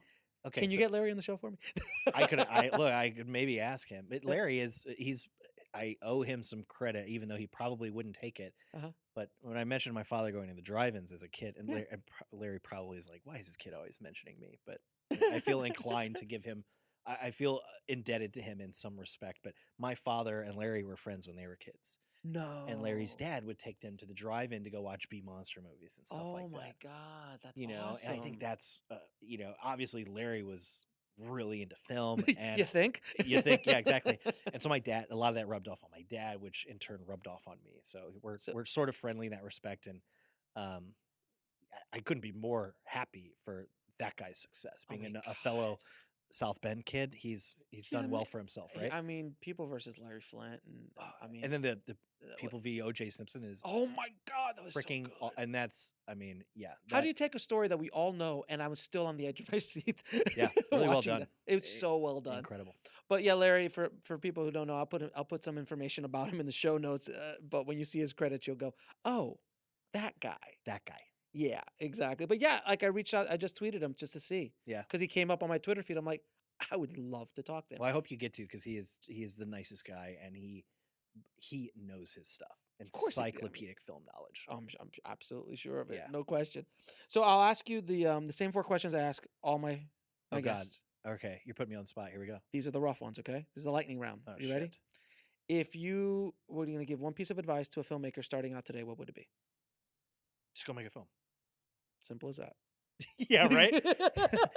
Look, I could hear someone right Yeah, like, this no, I know. motherfucker just said go make a film. Is that really? no, you have embrace the naivete. You have to be a crazy person to survive have in this to. industry. You got to be nuts, man. You got to throw rationality out the window and just be freaking nice. There are so many people out here that we work yes. with continually because it's a pleasure to work with them. And there's a lot of folks out here who are not, and they don't get phone calls back. So, And it's about talent, but you'll take someone who's just slightly less talented if they're nice. if you can tolerate working with them, If you could sit in a room for 8 hours and not kill them, or on a set for 8 hours. there 10, is 12 there hours. is a thick depth chart of folks waiting to get their shot. Yeah. In every field in show business. Sure. And the second someone takes that ticket and they step up to the counter, if they're a jerk, you tell them to move to the back of the line. Mm-hmm. It's And word gets just be around. nice. And Yeah, they word- do. it's You never know amazing. who's going to be your boss. Dude, look at perfect example. I'm talking about Larry. I just wanted to reach out to him. Yeah. Imagine if I, for whatever reason, screwed you over and then 5 years from now, I'm in a meeting with Larry and you happen to mention my name to your dad or to Larry directly, and all of a sudden I'm like, oh, you're that guy that fucked over Dez that day, huh? Yeah, sorry, we're not going to work with you. I've seen that happen. And people look, it's Hollywood, so people gossip. You know, people gossip, Oh, so God. leave a good impression. Yeah, absolutely. That's a good piece of advice. Yes, absolutely. And as big as you think the town is, it's really small. Yep. It's extremely, extremely Mhm. small. Okay. What is the lesson that took you the longest to learn, whether in life or in the film business? The lesson that took me the longest to learn in life or in film business. I don't know. Maybe, I mean, in life, the most important thing that seems like the most obvious, but now in my elder years, you just have to find happiness, you Mhm. know, in any way that you can. And for so long, I chased it through film, but again, that's just a means to an end. Film, it's a tough business. It's a drug, man. It's like being a heroin addict. Like if you Yeah, it chase is in the a way. high constantly through film and that is your only happiness, you're not gonna make it. I have spent my entire life chasing this, only now to realize that the most important thing is spending more time with the people that I love. Yes. And you can get lost chasing that the tiger. morphine drip of Yep. filmmaking, you Yep. know? Yep. And before you know it, life has passed you by. And I know I'm speaking like I'm having some sort of midlife crisis. It's okay. I'm only 34 years old. I understand. But I've been going like, because I spent the last 2.5, 3 years Oh, I know. buried in this show, Oh, I know. not spending enough time with friends and family. And I now get to say I achieved a dream of mine. I got to make a TV show. People really dig it. But what matters most? What do I want to go do next? And do like literally my next project now that I've wrapped Dimension 404 is spending time with my family. Yeah, that's. I just asked you right before the show, like, when are you on vacation? She's like, next week. And if you guys could have seen the look on Dez's face when I asked him, like, when are you off? He's Wednesday. It was just so dead on, like it was like shark eyes. And he was like, I'm out. Flights booked. I am out. And I have zero plans for when I get home other than sleeping on the couch and rolling around with my dogs. Yeah, exactly. The more, I have a few years on you, not much. We're similar genre, similar vintages. Yeah. But you learn that after a while, because when you're young, it's all about the biz. You're chasing that tiger. Yeah. And when you get older, I've got a family, I have a wife and all that stuff. You start realizing, you look at the end of the day and you start watching all these guys that Don Rickles just passed, and these legends. What a loss, right? Oh God, he was amazing. And all these guys last year was brutal. I mean, how many famous, how many people, artists did we lose last year? And you go to the end, like, what? At the end, what does it really mean? Like, are you going to be thinking about on your deathbed, how many projects you got off the ground? Art is art, and that's great. But at the end of the day, it's about being with people you love. I think.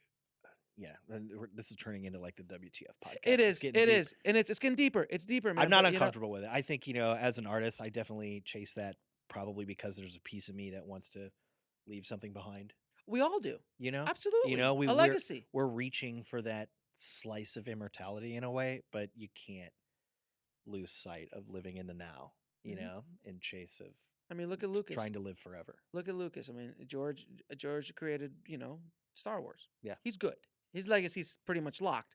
But he took what? I don't know. He seems like he's not happy about the way things have gone. Well, I mean, which is sad. It's so sad, isn't it? Like, that guy put a freaking dent in the world. He dinged the universe. Yeah, literally. Right. He literally dinged the universe, like Steve Jobs says. He just doesn't. I feel empathy for that man. You know what I think? And I had a chance. I did have a chance to meet George once, and it's interesting to see how. I'm not sure a lot of time. I think Coppola said it best. He goes, Star Wars was kind of almost, I wouldn't say the worst thing, but it's a shame that he got caught up in it, he said. Yeah. Because he never got a chance to be a filmmaker. Right. And that's because THX 1138 and I wonder what he would have done, or American Graffiti. I mean, brilliant, right? But once you get into Star Wars, that's it. You're done. You can't get out of that. Yeah. So almost like the universe picked, I don't want to say the wrong guy for the job, but he just seems very reluctant, and it's his journey, and it's afforded him, I mean, the empire that he's built. Yeah. But he took 15 fucking years off that we didn't get a Star Wars movie because he's just like, I'm out. Yeah. And then we got the prequels. Then we got the prequels. There's moments. There's moments, but we won't go into that. Okay. Final question. What are the 3 favorite films of all time? 3 favorite films of all time. As of right now. Okay. Unfortunately, well, not unfortunately for me, they're awesome movies.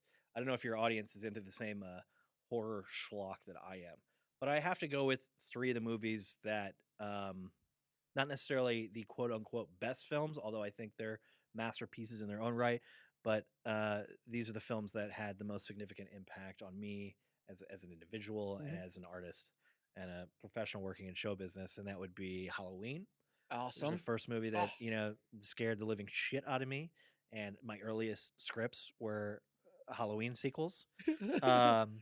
And by the way, is it true that John Carpenter still hates USC because they sued him? Yes, Because true. He made Halloween with USC gear, and when it became the biggest independent film of all time at its time, USC sued him for the money. I believe there is truth to that. I've also heard a story that when he shot a film, they had asked him if they could have the leftover set flats to use at the university. And he begrudgingly loaded them up on a truck and had them carted over and dumped on the loading dock at like 2 a.m. or something like that. Right. It's a legend that they tell around USC that he's like just dumped garbage on their doorstep.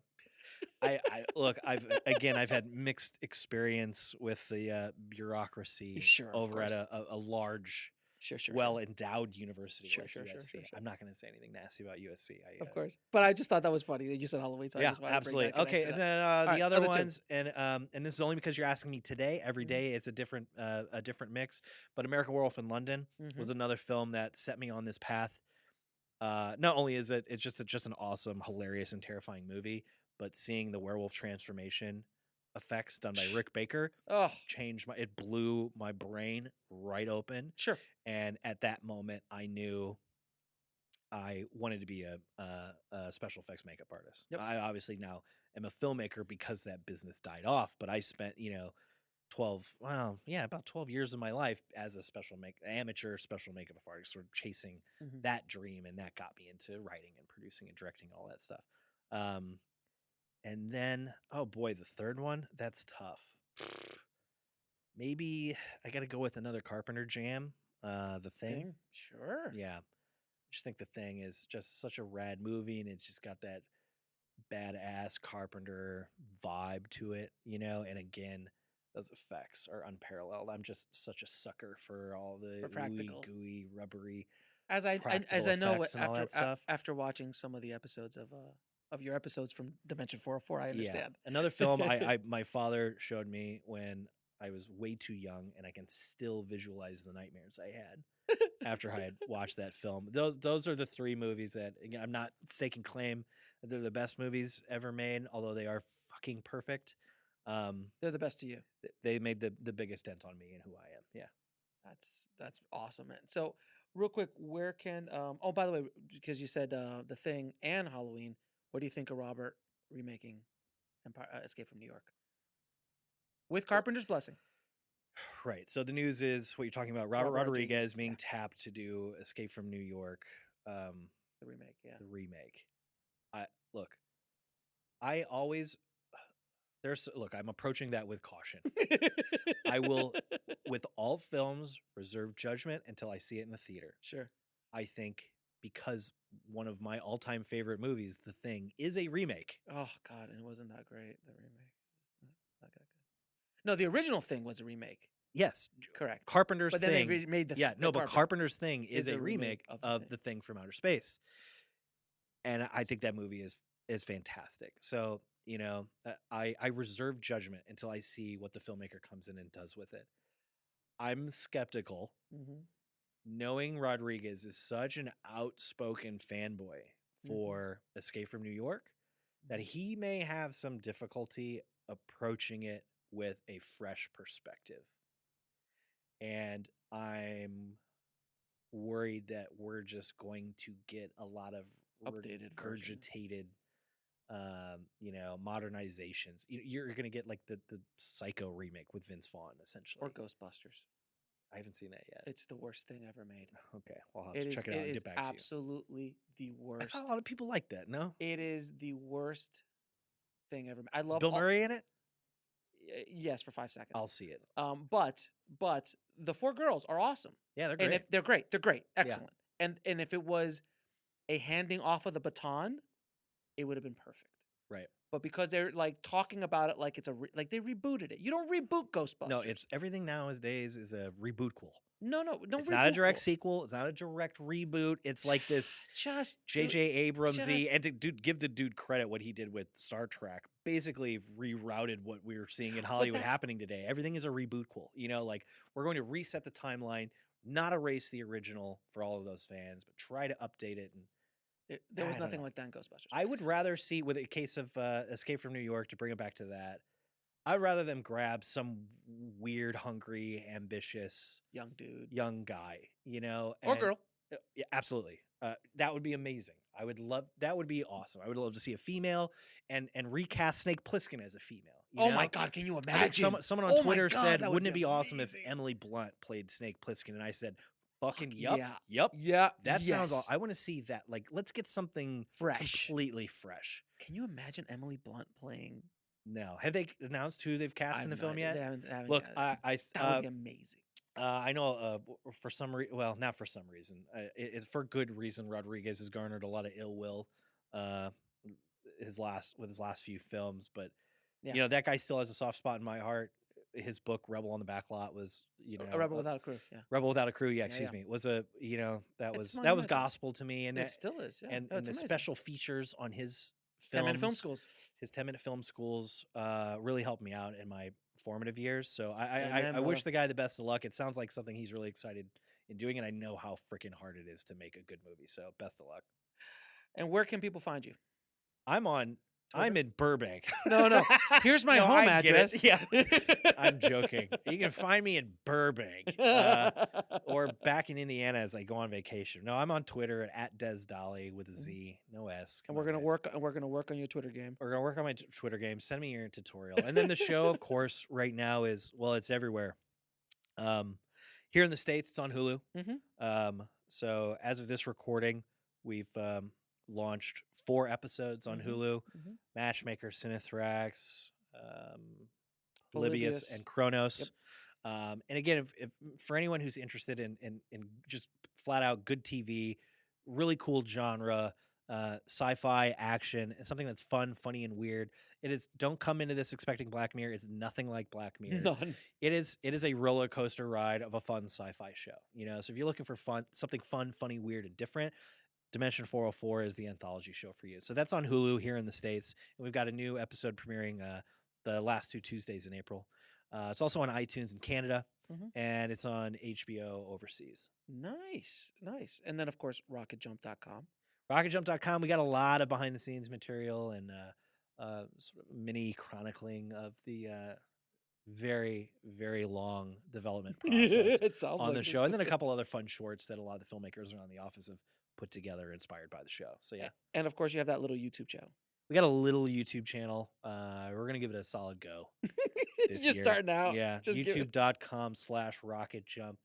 And we're going to give it a try. See how it works out. We're going to see if we can garner a view or 2 on the YouTube channel. Des, man, it's been an epic interview, man. It's been an epic 6 months. It has been. This is a good working with you, and for your fans out there, they should know how appreciative we are, how I am. Oh, thank you. And everyone at RocketJump for the work you've done, Thanks, your contributions to the show. It was a labor of love for sure. There's no question about that. There's a lot of sacrifice that went into it, and just a hell of a lot of elbow grease, and we couldn't have done it without you. You did an amazing job. Thank you, man. Appreciate you guys. That. If you're fans of Alex, you should definitely check out the show just for that alone, because his color work it's unparalleled. And if there's any mistakes, I didn't do it. Exactly. Neither did I. It was somebody else. Des, man, thanks again, man. I appreciate it. Thanks, dude. Love talking to you. Man, I want to thank Des. He's a super busy guy right now who's just finishing up the last episodes of D404 for Hulu, and he took a couple hours out of his day for this interview because I told him how important it was for us to get on the podcast and wanted to get this information to you guys. So, Des, man, thanks again so much for taking the time out. I hope you guys picked up a lot, man. I absolutely did. I plan to now have 10 million followers on my YouTube in a matter of weeks, if not hours. But it was great information and really great information about how someone who's actually done it did it. As a lot of times people talk about stuff and, oh, well, in theory this would work or in theory that would work. Well, this guy and his partners did it. They did it this way. And there's no reason why you guys can't do it too. The world is big enough that there's so many people in the world that you guys can create your own niches for what you're trying to do, your own audiences for what you're trying to do. There's absolutely no reason why you can't. And that's what YouTube has proven to everybody. That's what the internet's proven to everybody. Sometimes I'll run across a site or a personality or a channel and go, wow, man, these guys, I've never even heard of these guys. And they got 5 million followers or 2 million followers or 1 million followers. And you're like, wow, there really is an audience for almost anything, And now the size of that audience is another story, but you can build a niche audience. And if you build a passionate audience, you can do amazing things. Look what, we've been able to do as the tribe, the Indie Film Hustle tribe. We got Meg made, you got crowdfunded. You guys helped me with that. I'm hoping you guys are going to help me with us trying to break iTunes, as I call it. And I'll be talking more about that in the coming weeks as we release it in the summer. But it's amazing what a group of people who are passionate about something can do. So I hope this inspired you guys. It inspired the hell out of me. And again, Des, thank you very, very much for dropping some major knowledge bombs for the tribe and myself. And if you want links to anything we talked about in the episode, head over to indiefilmhustle.com/152 for the show notes. And don't forget to head over to freefilmbook.com. That's freefilmbook.com to download your free filmmaking and screenwriting audiobooks from Audible. All right, guys, this episode's long enough. I'm out of here. Keep that hustle going. Keep that dream alive, and I'll talk to you soon. Thanks for listening to the Indie Film Hustle podcast at indiefilmhustle.com. That's INDIEFILMHUSTLE.com.